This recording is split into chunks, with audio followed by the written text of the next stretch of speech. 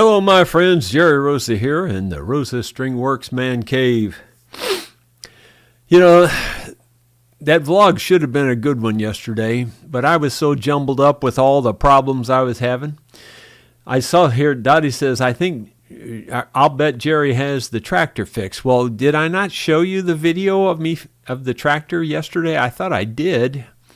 But anyway, to make a long story short, the tractor, I put a larger fuel filter on it, and that seemed to fix it. I had that.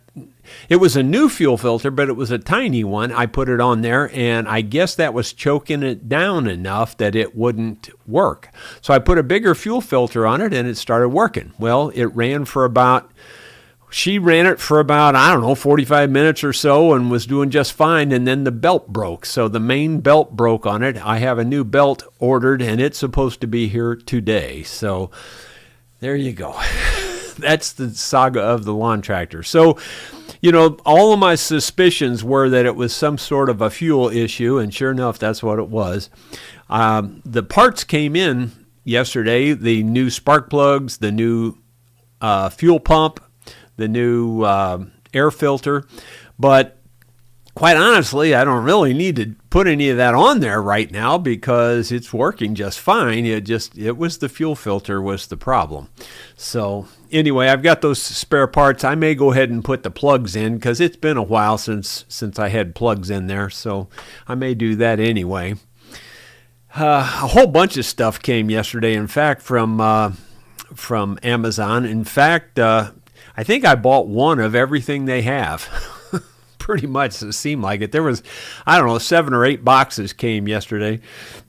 We got there's a special kind of a light bulb that fits into the rental retreat up there that goes in the studio part where I had built my recording studio. And so you can't get those light bulbs around here anywhere, so I had to special order those. Those came in yesterday. All those parts for Sue's tractor came in yesterday. And I got a new toy that came in yesterday. This new toy looks like that. And if you can't tell what that is, and I'm sure you can't tell what that is like a glass or a cup there. And this is a rotary, holder for cups and things, and then you can put them in your laser cutter and cut out logos and your name and different things like that. So my thought is I'll put my logo on this black cup. So I went ahead and spent the money for this. This was fairly expensive, but I figured they sent me the laser cutter for free, so it wasn't a big deal to spend the money for that.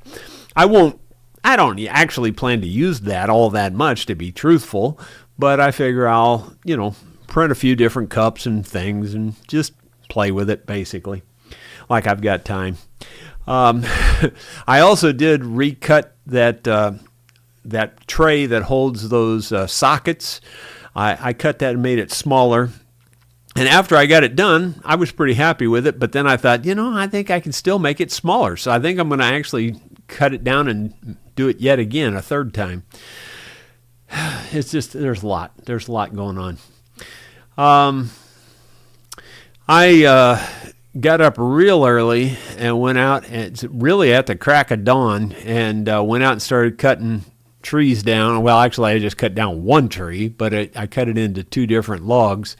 And I have a fairly long video here. It's mostly silent, quite honestly, so you just kind of have to watch, but it's mostly just silent because I sped through it. It was, there was 55 minutes worth of video here, and I sped it through to about 5 or 6 minutes worth. So here it is.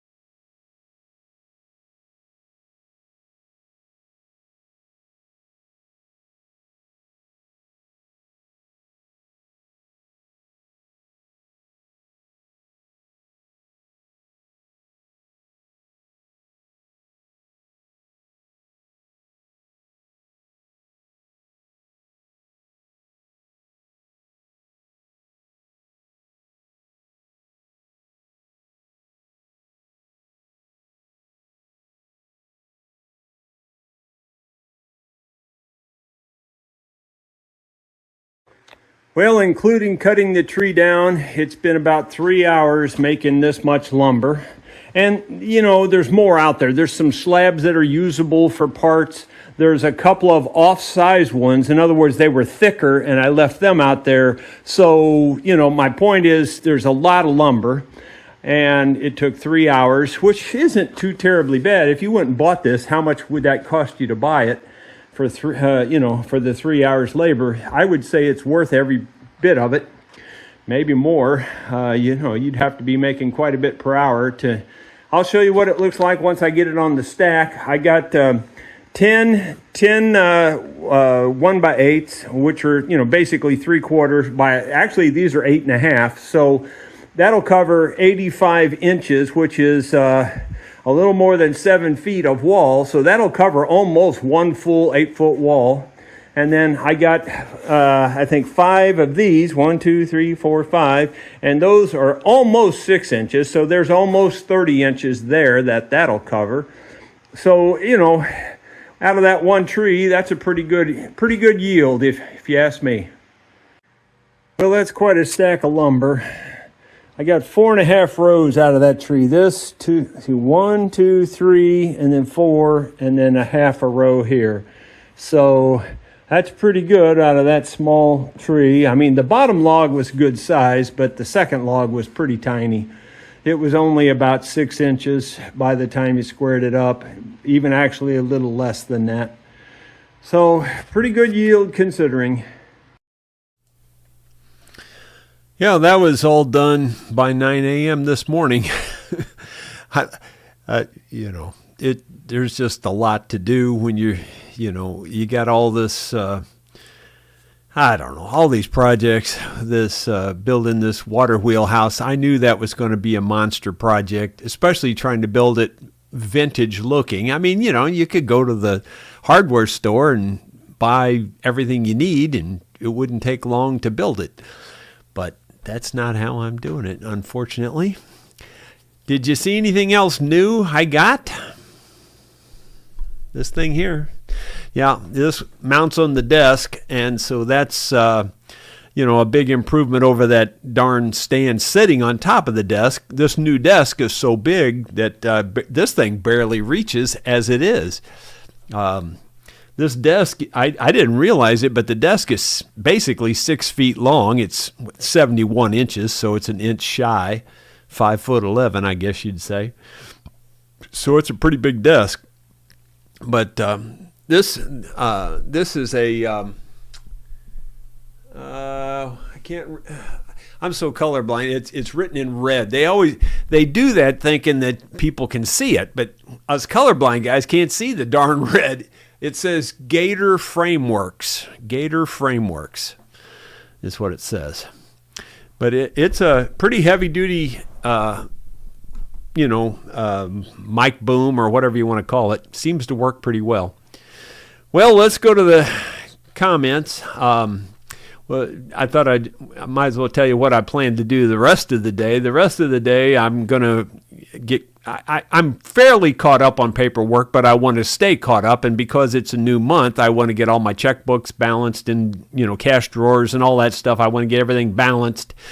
So I'll get through all that paperwork yet today. And if I have time, I'll probably go work on the laser cutter some more.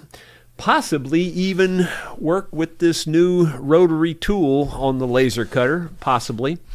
There is another company, as we speak. I'm signing a contract right here that is going to send me yet another laser cutter. And it's an expensive outfit, too. No, I don't really need a second one or anything like that. And I first turned them down because I had just got this Creality one. Then I thought about it, and I thought, well, I don't guess I have to keep it. I could give it to my daughter or my son, or I could give it to Ron or whatever. I could give it to somebody after I do the video on it, And so I may do that. I'll probably give it to my daughter, actually, because she does so much woodwork. She seems to be taken after her dad. Anyway, she does a lot of woodwork, so I thought she could probably use a nice laser cutter. This one's it's not quite as powerful as the one I already have. The new one's going to be a 20 watt, and anyway, but it looks really nice. It's about $1,000 laser cutter, the new one. So, anyway, I figured since I'm going to get it, I might as well share the wealth, let's see here. Joe Nigan was the first one, and Rod Wentler was second. And then it looks like Rod Wentler has a question down below. It says, Jerry, I have been thinking about your fuel problems on the mower, the Ranger, and the other gear. Could it be old gas? Gas can go bad. Yeah. Well, yeah, that's always a possibility, Rod. But in this particular case, I think I've already mentioned that it was the fuel filter. It was just too small. I put it on there, and it didn't seem to be too small because, it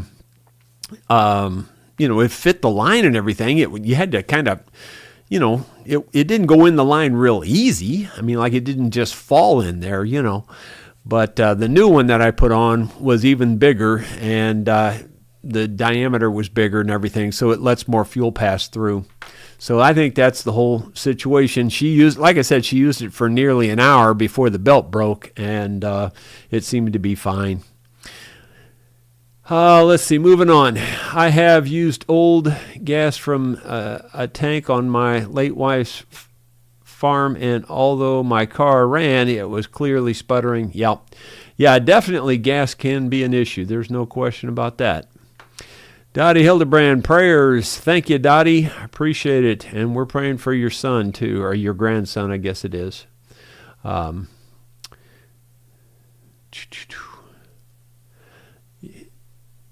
Yeah, seafoam. Dottie's talking about seafoam in the gas helps keep it fresh.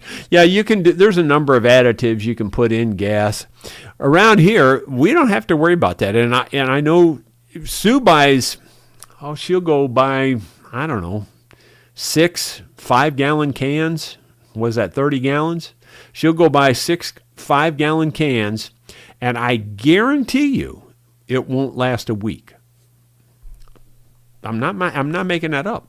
It won't last a week. I've never seen any place use more gas than we use. And it's mostly because Sue, she's constantly doing something with a motor. If it doesn't have a motor, she's not interested. She pretty much is all the time doing something that has, a motor. It's amazing. I'm not exactly complaining because I don't have to cut the grass. So, but it's just amazing how much gas we go through. I bet you'll never find anybody that goes through as much gas as we do. I'm talking a private individual, Unbelievable. Let's see. In fact, every time I go down there to get gas, I'm thinking, well, there's got to be plenty of gas. Almost every time the gas cans are empty. And she goes for gas at least once a week. And she fills all those cans up every time. It's amazing. Never seen anything like it. And then on top of that, the Bobcat, the skid steer, it takes diesel, and so does the John Deere. So we're using plenty of diesel also. Sidecar Bob was the first one after we went live. It says, I made it on time today, doing chores while watching this. Well, get your chores done, man. Dottie Hillebrandt says, you were going to put spark plugs also. Yeah, I definitely got the new spark plugs, and I may go ahead and put them in anyway. I mean, it seems to be running fine now. In fact, it ran and started fine before. It was just when it got under load, it was trying to suck more gas, I guess, and just couldn't suck it through that little filter. Plus, that filter got dirty really fast, and I would say that was the tank itself. There was dirt in the tank. So I took the tank completely off of it, completely cleaned out the whole tank too. And then I put on the new, bigger filter. So I think we're good to go now for a while anyway. And, well, after I get the new belt.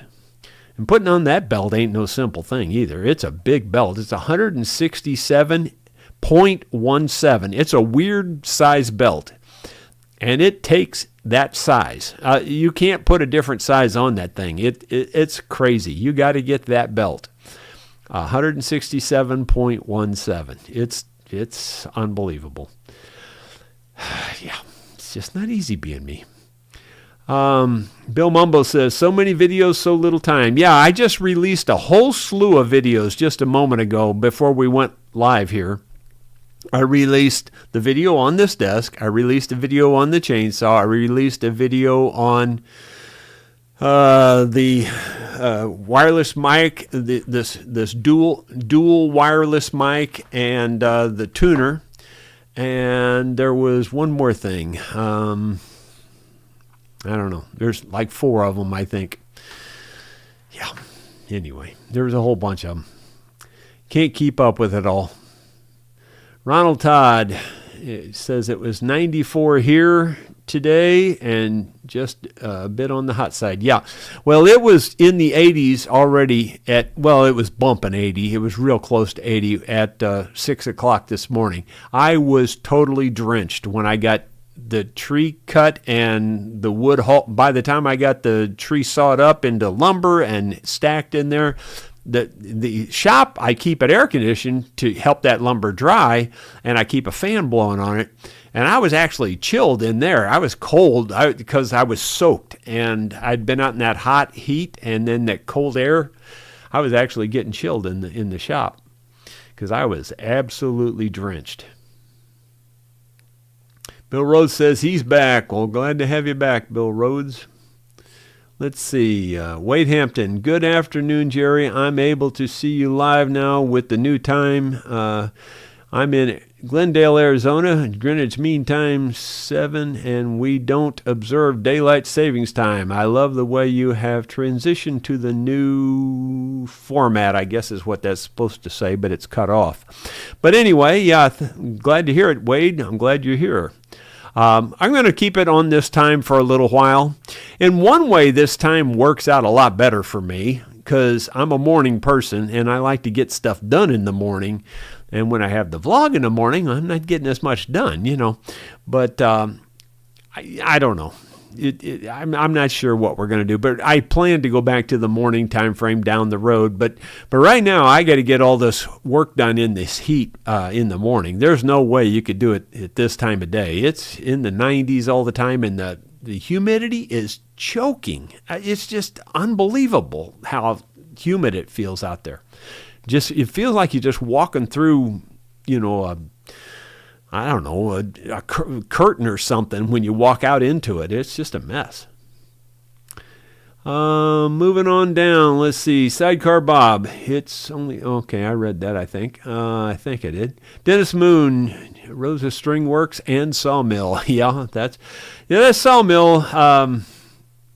For those of you who are new, and there are a few out there, you know, I built that totally from scratch and no plans or nothing, so don't write to me asking for plans because lots of people have done that.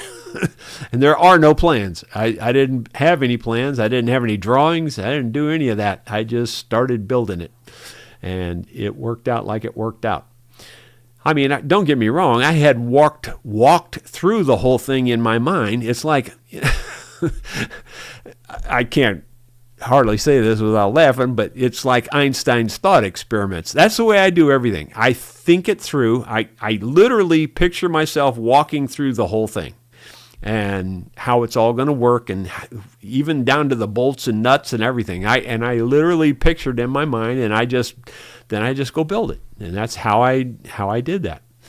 The only one thing I pictured wrong, and I already told you about this, was that I put the blade right out on the front of the carriage, which is not a bad thing. I mean, it's not horrible, but it makes it front heavy, so I had to put some weights in the back, and it would have been just as good if I'd have put it in the middle. I somehow, in my mind, at that time, I thought I would get longer lumber out of it by putting it out there on the front. Well, it makes no difference. You could put it on the front, you could put it in the middle, and you could put it in the back, and you're going to get the same length lumber no matter how you do it.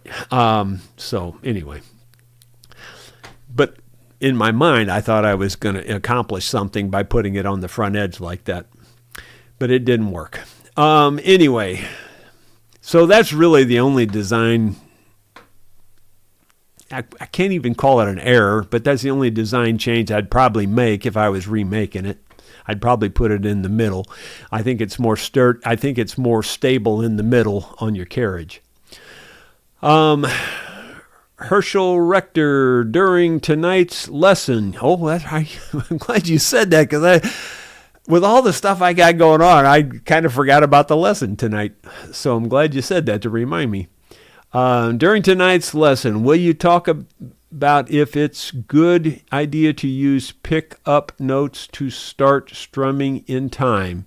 If good idea, demonstrate with fallen leaves. Pick-up notes. I mean, I think stuff like that means different things to different people. And I've heard of pickup notes, and I'm not exactly sure I know what you mean when you say that.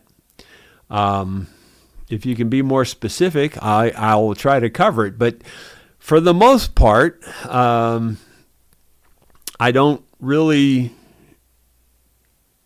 see how that relates to what I'm showing. With the timing, with the bass being on the 1 and the 3 and the mandolin being on the 2 and the 4, you basically delay coming in on your 2 and your 4. So I'm not sure I know what you mean by your pickup notes. So you'd probably have to explain that to me differently, or say it a different way or something. Sorry, but I'd be glad to cover it. I'm not sure what you're getting at. I'm not the smartest, sharpest knife in the drawer when it comes to the music terminology and all that stuff. I'll just tell you I'm not. I'm not trying to snowball anybody or pull the wool over anybody's eyes. I don't know a lot about music when it comes to the technical aspects of music. I just know what I know, and I know how to explain it now with the Nashville number system. At least I think I do. Moving on down. Let's see. Gary Hayden. Jerry, has your hot and humid weather been a strain on the farm animals? Well, it doesn't help them, I'm sure. You know, you can tell the horses and different animals are out into the shaded areas a lot now. But yeah, I'm sure it is. It always is. But then again, you know, the super cold is no treat either, and we have that here too. So we have both extremes. There's about 50 days in the spring and 50 days in the winter where it's pretty in the fall when it's pretty optimal. The rest of the time, you're always wanting something else. Gary Hayden I'm sorry. Ronald Todd, Jerry, I thought you were going to change to a small mic stand that would just sit on the desk in front of you. The longer arm stand blocks a lot of the picture. Well, yeah, I know, but it's just, if you have something sitting on your desk, then it's sitting on your desk, you know, and it takes up room on your desk. So this works out much better for me. Let's see. Michael Landreth. Jerry, since you are a professional musician, yeah, well, you used that term real loose, didn't you? Who pays ASCAP fees, shouldn't you be able to tell YouTube that you are paying the owner of the songs you play due to the paying into ASCAP? Well, Michael, it doesn't quite work like that. That's not how it really works. I kind of get where you're coming from, and I've even had a similar thought, but it's not quite how it really works. I don't pay random ASCAP fees, or a blanket ASCAP fee all the time. We play ASCAP specifically for Dickies, but that doesn't cover anything else. That only covers Dickies. I know ASCAP is a pain in the neck, man. They're relentless. They will come after you with, lawyers if they have to. They're a pain in the neck. But no, so it doesn't really, one thing doesn't relate to the other.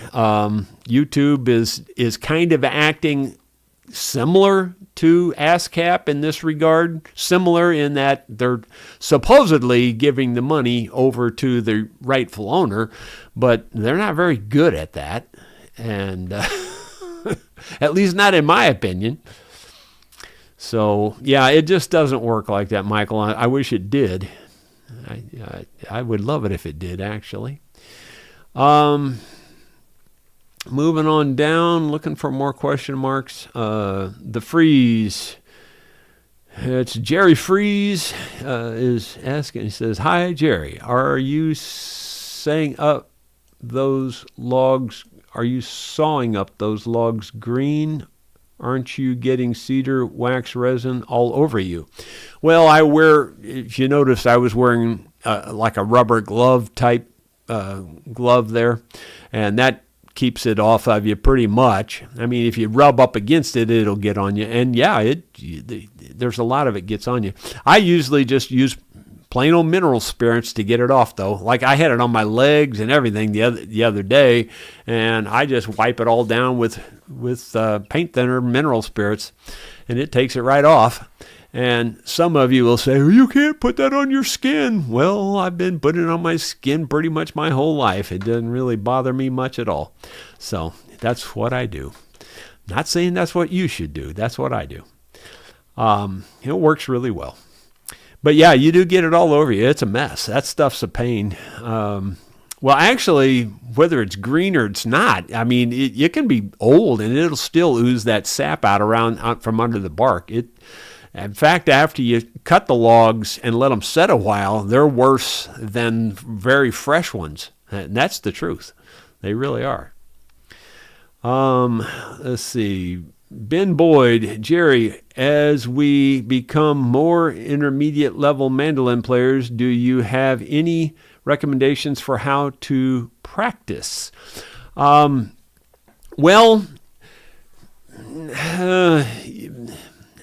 that's an open book, I guess. For my 2 cents worth, practicing by yourself is good and bad. Practice is good as long as it's good practice. You know what I'm saying? But practicing by yourself, you can also develop really bad habits. You can be, like I said, there's lots of different kinds of timing. Speeding up and slowing down is, to me, that's the best of the worst. You know what I'm saying? Like, that doesn't hardly bother me.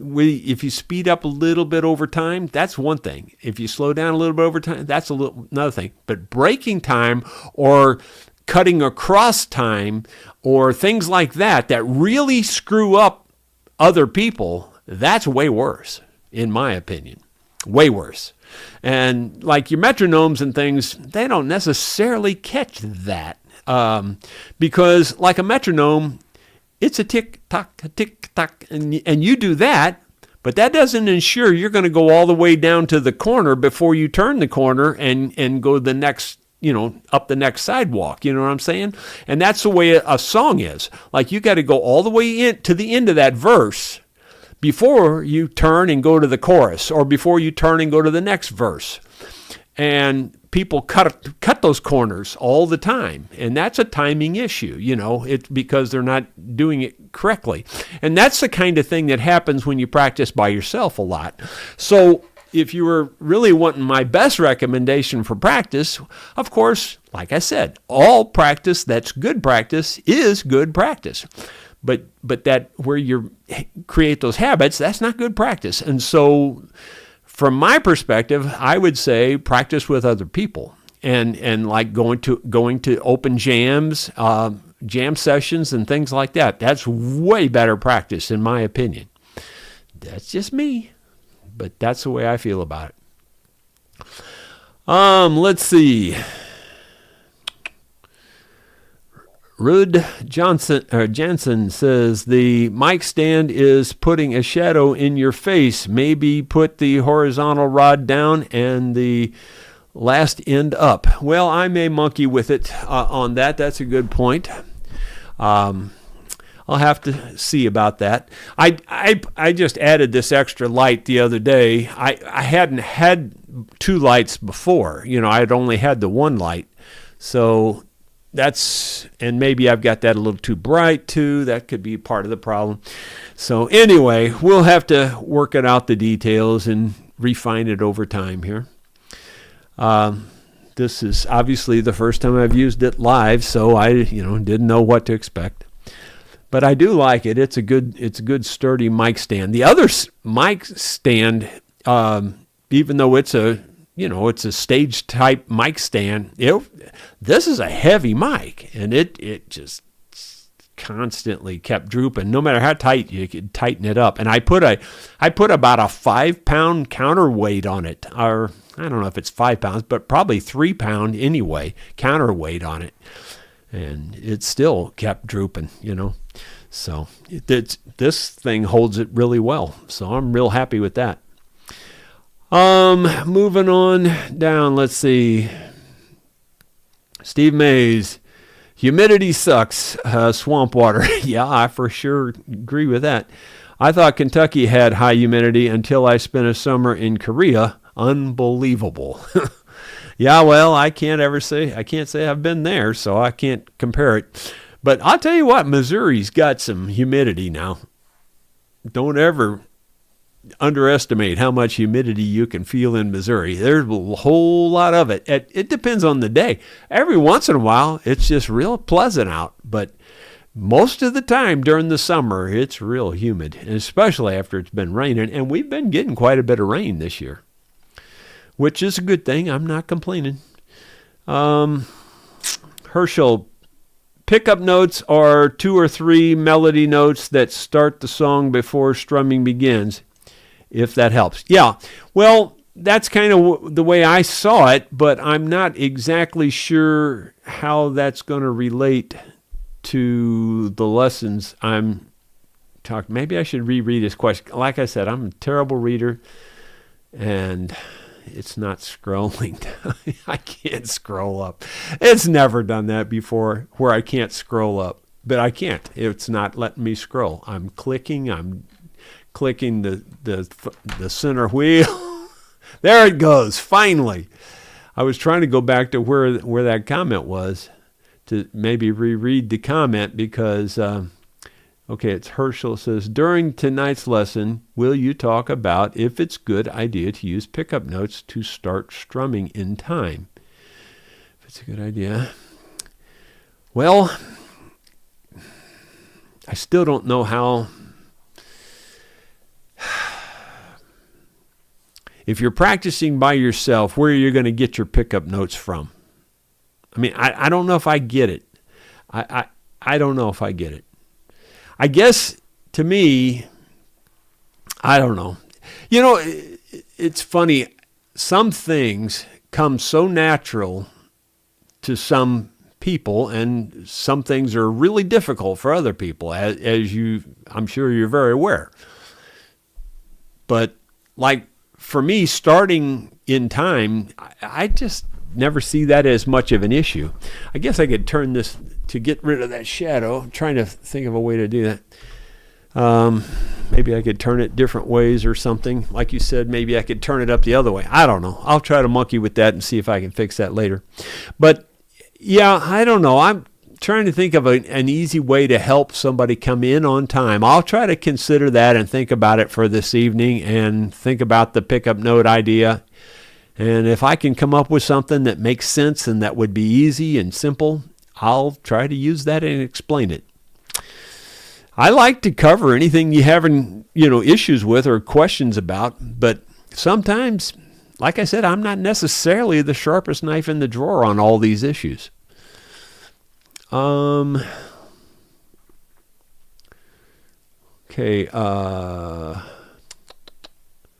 Ronald Todd says, the light is fine. Okay. Well, yeah, I'll just have to work around with it a little bit and see.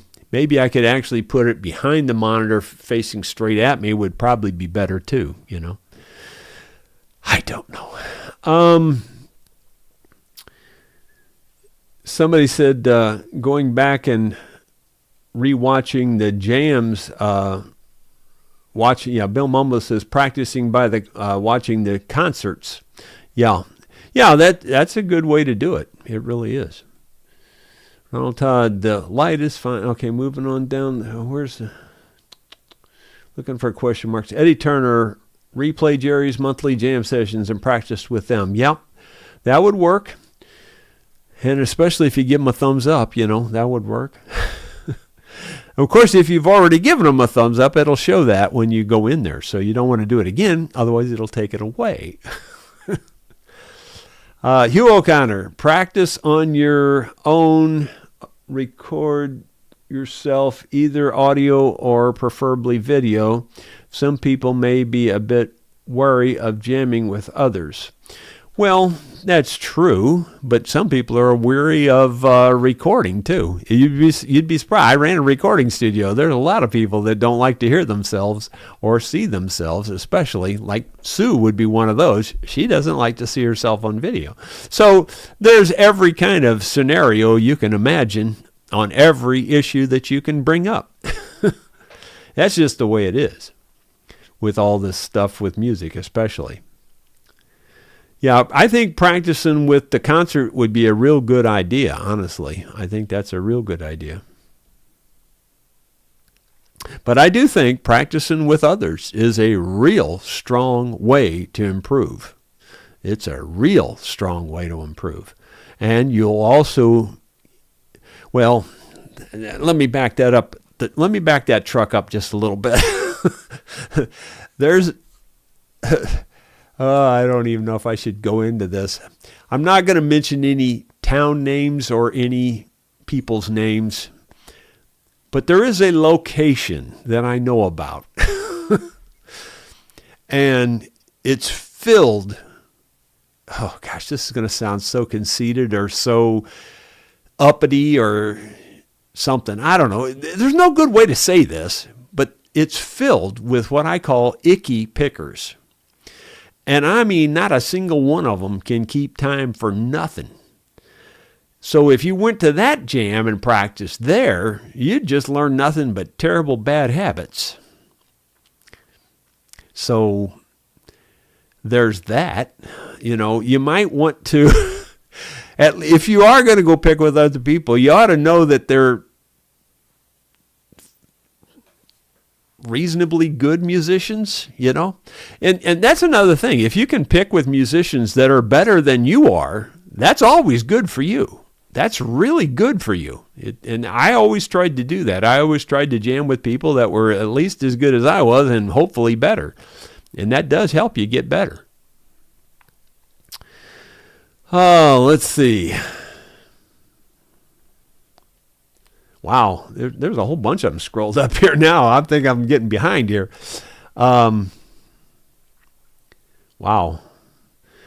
John Wingert says, on one of your videos, you spoke of a wireless microphone to each blue had a single receiver with two antennas. Do you remember those, and what was the name of the system? Are you talking about this deal here? The two wireless microphone system that I just received? This is from Gemello, and I just released that video moments before we went live. So there's a video out there showing that and how it works, and there's links to it in the description. And, I have an Amazon link in there off the products I use page, because I do really like these two new wireless mics. They're great. They're really great. And the one I got from Lakato that converts a regular mic to wireless is really great too. But this, being two mics and a two mic system, is going to be really nice to have it at the restaurant. So anyway, that's what we're going to be using. And like I said, there is a video that I just released moments ago, and you can go out there and look at that. If that's not what you're talking about, you'll have to fill me in again. Aletha Chris says, Tom and I heard last night from Jared that the pregnant mare Sue, who was carrying Oliver's baby, apparently folks have been shooting at the end of the county road, and into the property. Yeah, he did lose that mare. He lost Sue, and she didn't show up one day, and I don't know, they were busy. They've been real busy. Emery's father is in really very bad health right at the moment. I'm fairly certain that it ain't going to get any better, based on everything I've heard so far. But, I mean, you never know. God does miracles, so it's possible. And never give up hope on all that. But anyway, they've been fighting with that for a very long time. And so they didn't have as much time to go checking this and that. They knew she was missing one day, and they didn't think much of it, because that happens from time to time. And I don't know, maybe a day or two went by, and then when they finally found her, she was already gone. The vultures and the coyotes and all that stuff, she was gone. I mean, like literally gone. There was, hide and hooves and rib bones and a few things like that, and that was it. I went up there with my metal detector to detect on that spot to see if we could find a bullet where somebody had shot her with a bullet or something. We did not find a bullet, but that doesn't mean she wasn't shot. That just means that we didn't find it, and number one. And number two, it may have already passed through a vulture, A vulture may have swallowed that bullet. It's a very good possibility also. But anyway, all I can tell you is that they did lose the mare, and it was a bad deal, just a bad deal. And they were really afraid to even bring it up on their channel, because there's so many haters out there that just because anything, but he could easily have just said, well, we sold her and she's gone, or something like that. But they tell the truth, and then, of course, they get haters like crazy. But it's really sad. Now, we don't know that a bullet killed her. We don't know what happened. It could have been something else. Who knows? Could have been lightning. Could have been just about anything. You just don't know. For all I know, it could have been a rattlesnake. I mean, you just don't know. But anyway, it happened, and it's a bad deal.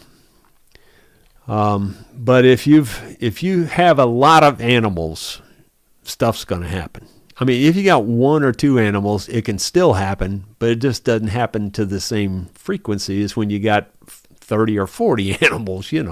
It's something's always going to happen. It just happens. Dottie says, you said practice with others. I'm not good enough to do that. Everybody would laugh at me. Well, you got to start somewhere. You know what I'm saying? And, if you had a friend or someone else that plays music, and maybe you could get together from time to time at one of the other's house and practice, whether you don't necessarily have to do it out in an open jam, but it's good practice, and as long as, especially if it's done under that guise that you're trying to help one another. I mean, like when I first started, I remember 2 or 3 different guys that would help me, and I would go to their house and jam with them or that kind of thing, and they'd give me pointers, and so it's very helpful if you can be around somebody that is better than you. That's really the whole idea. You need somebody, generally speaking, you need somebody that's a little better than you are, that just helps. Rudd Johnson says, start strumming with a pre-count may help. Yeah. See, like, I never ever did have to count anything. I know some people do, and I can do it if I have to, but I never think of it like that. I don't even know how to explain it. It just seems like it's a natural thing that I can just hear where the rhythm is, and I just come in on it instantly. And And I'm not bragging. I'm just saying I'm saying I'm struggling with it because I don't struggle with it, if you will. I'm struggling with the problem because I've never ever seemed to have that issue. But I know some people do. I know some people do. So I'm not making light of it either, by the way. I'm just trying to think of a good way to address the problem. But yeah, I don't ever have to count anything. Like I can feel when the number of beats are up, like I was telling you, when you go to the end of the line before you turn the corner to go to the verse, I just feel the number of beats and know it's there. I don't know how to explain that. And I think most musicians do it that way too, but not all, I guess.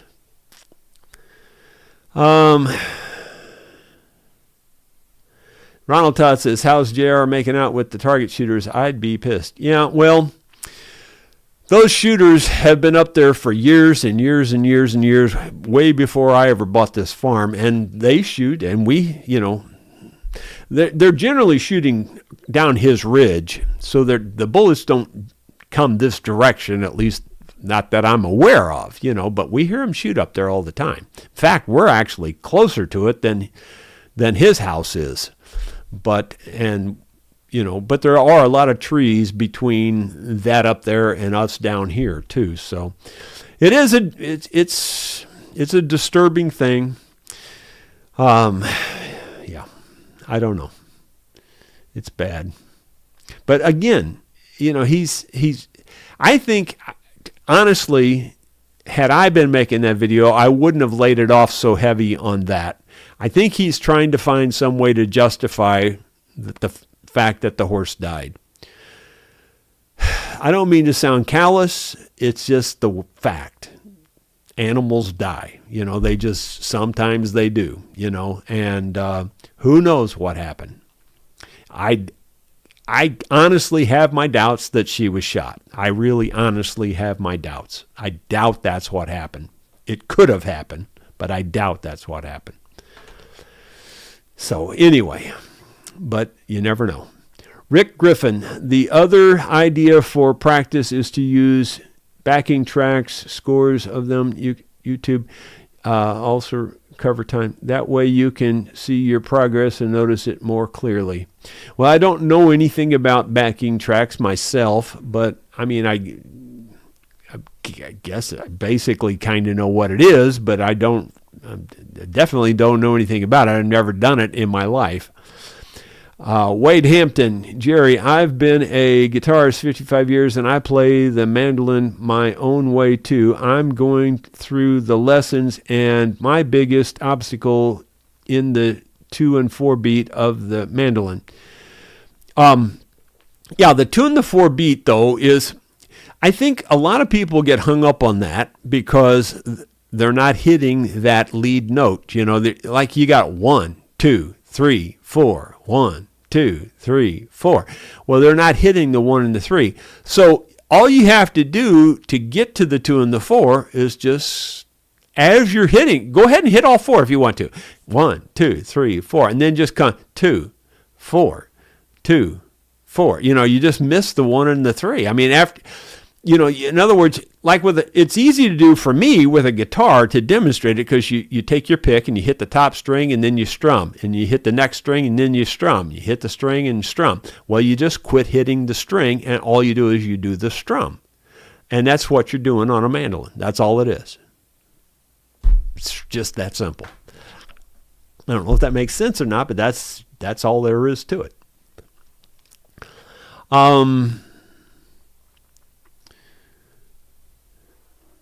Yeah, John Wingard says practicing with people is good if they're all good players. Yeah, and that's true. You can find plenty of players in open jams that don't do well, that break time and all kinds of stuff.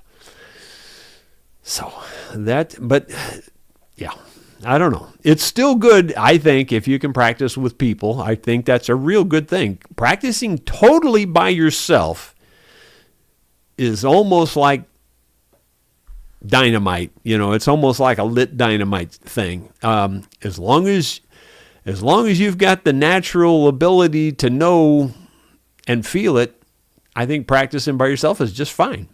But there's some people that practicing by themselves, when they get out with others, all they do is cut corners and break time, and just because they're so used to doing it at their home when nobody else is there to affect anything. You know what I'm saying? And so you can get all kinds of timing screw ups when you practice by yourself.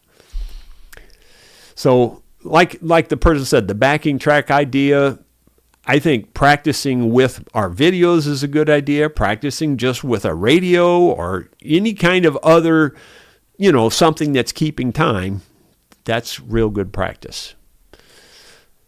Especially, I think, if you can practice with others that you know are better than you are. Boy, are we still got a bunch of them here? Golly, I think we're going to have to get through this here. Wow. There's getting to be a bunch of them. Bill Rhodes, I started playing harmonica when I was 10 years old. Had no one to jam with. Yeah, and I'm not picking on you, Bill, but I've mentioned before that harmonica players are the notorious for the ones that cut the corners. Like, they don't go to the end of the song before they go to the verse. They're like, they'll get 90% through the verse, and then they cut into the chorus. And it's like, when you're playing along with it, you go, whoa, what happened? They jump time is really what it amounts to. And I'm not picking on you. I'm just saying that harmonica players, because they generally do play by themselves, are notorious for doing that. And a lot of fiddle players that practice by themselves are really bad at doing that also. Those are the ones I've noticed the most. And plenty of other people playing a guitar do the same thing and other things. But I mean, like, I would say if you had 10 harmonica players that practice by themselves, 7 of them are going to jump time. That's the way I see it. At least that's been my experience. And Bill says he's had no problem finding people better than him. Yeah, well, I never had that problem either. That was real easy. That part was the simple part.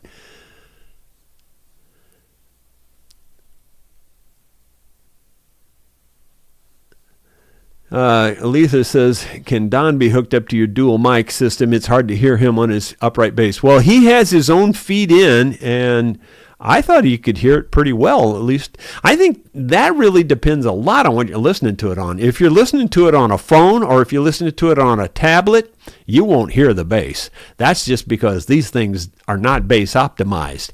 If you're listening to it on a sound system, for sure you'll hear the bass, I think. It really does depend on what you're listening to it on especially on bass. Maybe you're listening to it on a full system and still not hearing it, but honestly, the bass especially is really dependent on what you're listening to it on. But the last several that we've done, I thought you could hear the bass just fine myself, but that's just me.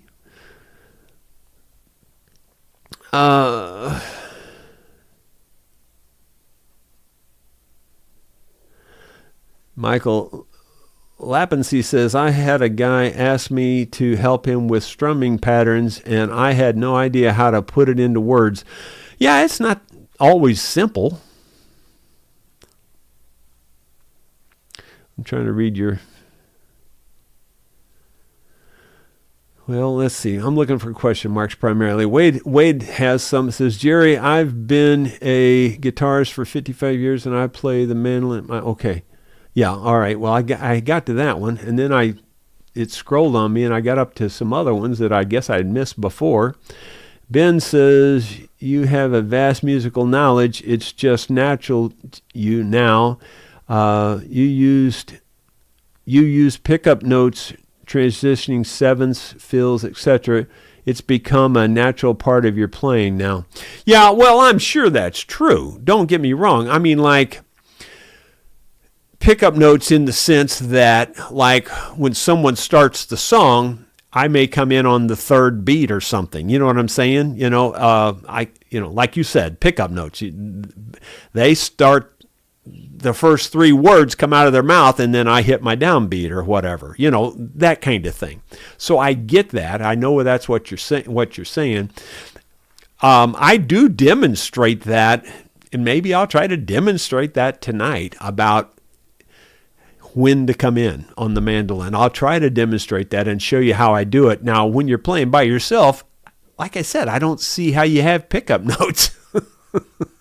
Pickup notes to me are coming from somebody else for the most part. So I don't know. That's the way I think of it, but maybe I just think of it wrong. Let's see. Ronald Todd, bullets hit the boy's bike parked next to the house. Oh, yeah. Well, I had never heard that before until I heard it in that video. So I'm not doubting it. I'm just saying I didn't know about that.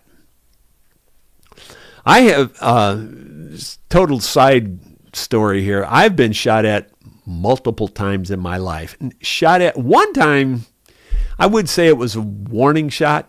The one time I was riding a horse, and the guy was up in looked like a vacant ghost house, really, and he was shooting down a long hill. It was like way up a hill through a bunch of weeds and stuff, and then this old farmhouse was up on the hill.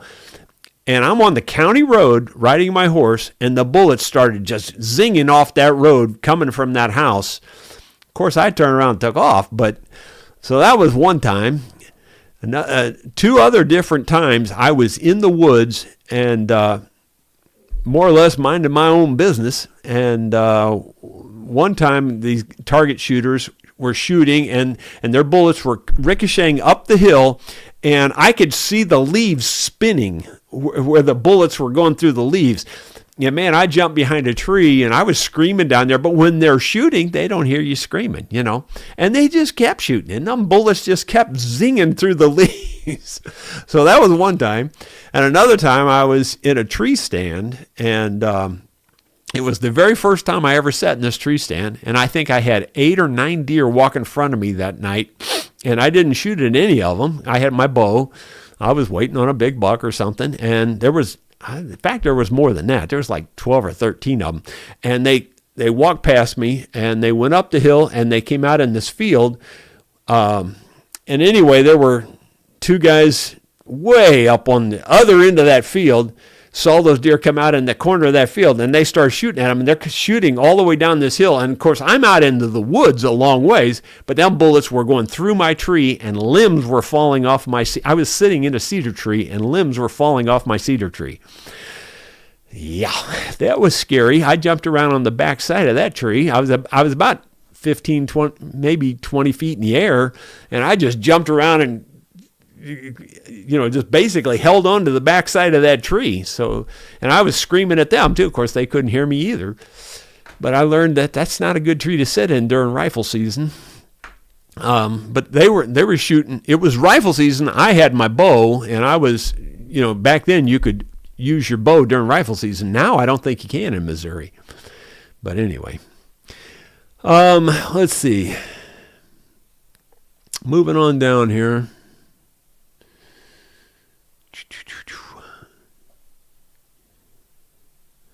Eddie Turner says, if you like a song that you want to practice on YouTube, right-click on the video and select the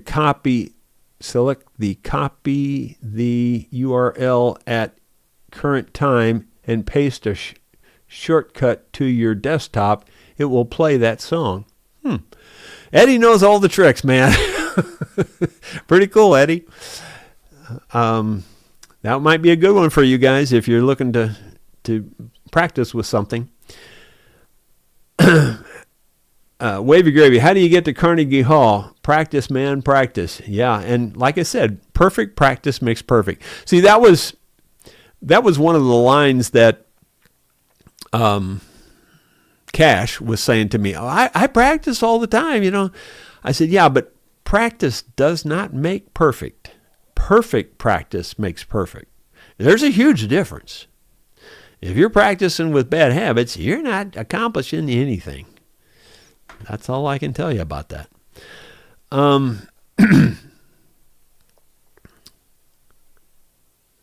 Dennis Moon, if you can't hear the pattern, then it'll be hard to be in time. Yeah, that's true for sure. A lot of it comes with, I don't hate to use the word practice. A lot of it comes with experience. In other words, the more you do it, the more experience you have, the easier it becomes. It's not just the practice. It's just being around it a lot and doing it a lot. I don't know, just becoming familiar with it. And it just becomes a lot easier over time. I listen on the smart TV and you could hear Don very well. Okay. Yeah, I think it depends on the device specifically you're listening on. But it really, I'm not just saying that as a defense mechanism here. I'm seriously telling you, back when I ran a recording studio, people would say, but I can't hear my bass. And I go, well, what were you listening to it on? And then they would tell you and you'd say, well, and then I'd play it over something else and you could just hear it as clear as day. And it really does make a difference, especially on bass, on what you're listening to it on, and then how that thing has been optimized for bass, whatever that thing is you're listening to it on.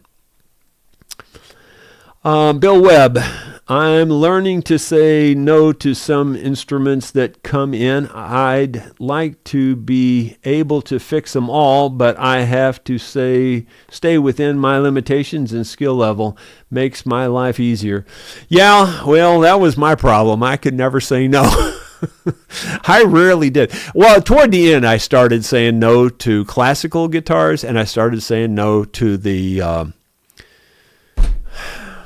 fiberglass guitars. What are those round back things? Ovations. Yeah, I started saying no to those too. The last several years on both of those, I just quit taking them because they're so much of a headache.